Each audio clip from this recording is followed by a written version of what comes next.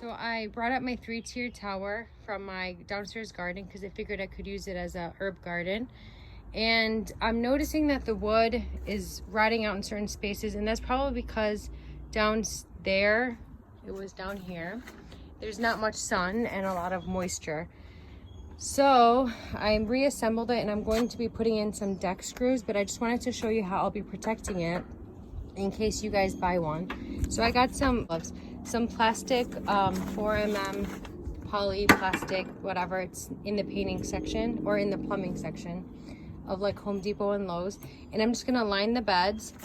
So and then I'll put soil in it, and then the plastic that you see popping out, and then I'll be planting this up in a little bit. I'm just lining the plastic and I staple it at the top, and then I'll just push it down, and then I staple down here, and then I'll just put it over the edge, straighten it out, and staple like this. And then I will staple the edges so it stays up. And simple as that. And then I'll just cut the excess. And hopefully this will give me a lot more use out of this planter bed, because I think it would have just fallen apart. Actually, it's not held in with any screws, it's held in with pegs, and all the pegs rotted out. So that's why I'm going to be putting some deck screws in. But hopefully when there's sun now, it won't be as bad, and then it can age, like these cedars beds aged really well because they don't have as much water. So I need to get some more dirt from my garage for the third bottom tier, but I just wanted to show you guys. I will be planting up some oregano, and I put it in the corners because it grows down.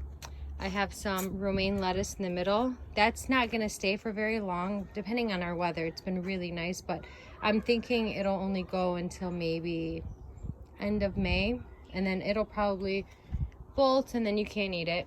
Anyways, I have some sage, which I can pop out the sage and plant it in the landscape. I think it's perennial in our area. It just depends on the winter. I have another oregano. So I thought about one Greek and one Italian, but it turns out about 2 Italians, but it's not a big deal. I love oregano. You can dry it and it's great. Here I have rosemary, and I have 2 because they're kind of slow growers. I buy this every year because it does not come back. It does not survive our winters, but I just thought it would be really pretty, like a tall interest in the back. And then I have 1 curly parsley. I'm not a huge curly parsley person, but I bought it, and then I'm gonna fill the top with basil and more parsley. So I just added that 1 there. And then I'm gonna interplant everything with these beautiful pansies just to bring some color to the deck. I just wanted to show you when you plant them what it looks like. So this rosemary had some roots going in a circle. I just fluffed them up a little bit, and then I'll just plant it right in there. And then let me show you maybe this oregano. Pop it out of the container.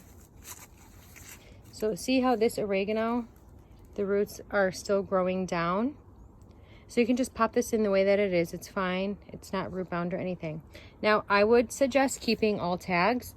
If you want, you can take them out, rubber band them, and then stick them like somewhere in the back so that you can't see them.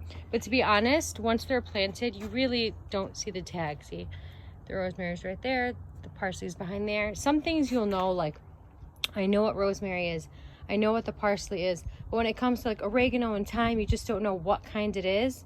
So I suggest leaving the tags in, and then that way you know, oh, I like this one, oh, I don't like this one. You'll remember the first week, but take it from an expert who forgets all the time. You'll forget what you planted. Finished planting it up. I even did the bottom layer. I just figured get it out of the way. And then at the bottom, that's catnip.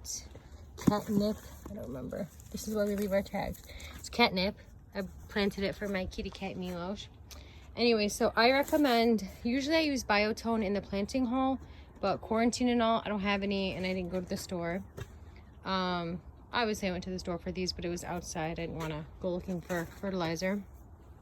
So I have this in my garage. It's just a slow release granular fertilizer that I'm going to put just on top. Now it says it feeds for 3 months, but because there's so little dirt in here, I'm going to put this maybe twice throughout the summer, although I'm going to be changing the plants up. And then I do once a week feed all of my plants a soluble liquid fertilizer. But I'll explain more of that when it's the summer and we're actually doing that. And then I just wanted to say that veggies right now, like tomatoes, peppers and stuff, during the day it's fine, but it's at night here in Michigan, it's still too cold. We have to wait for the nights to be at least 50 degrees consistently before we can plant those warm weather crops. So right now I'm just planting cool weather crops. So pretty much that's broccoli, cabbage, Brussels sprouts, lettuce, kale, pansy flowers, and then herbs. So that's pretty much it. I know there are more, but yeah, so if you have any questions, just let me know.